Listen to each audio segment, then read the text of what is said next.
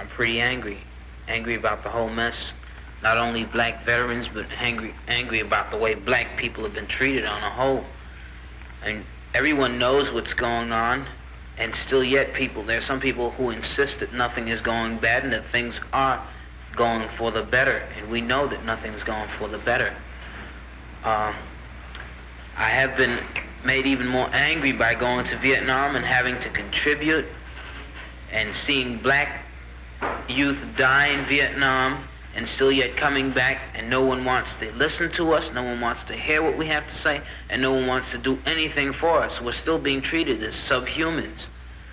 I've come back from Vietnam and I've seen the things in my neighborhood. I walk through the alleys and the alleys are piling high with garbage.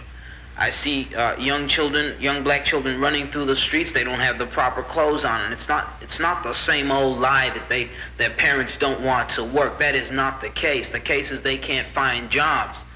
Now, the people complain about welfare. They complain about what is being paid to these people now. Well, we didn't think up the welfare scheme. We didn't think up the welfare agency idea. The man thought up the idea. He is the one that put it into practice. And he put it into practice to hide us.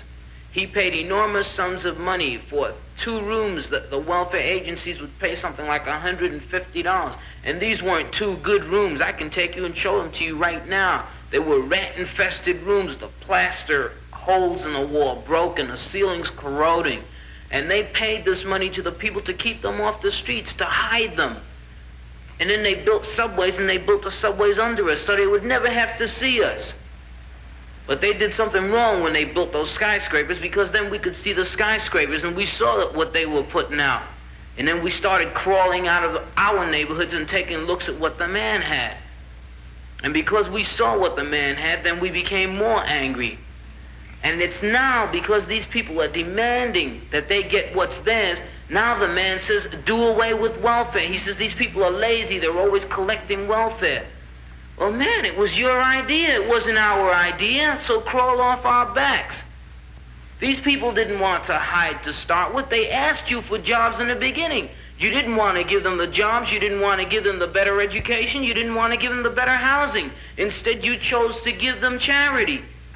And now you're complaining because you have to pay out more charity than you want to pay out.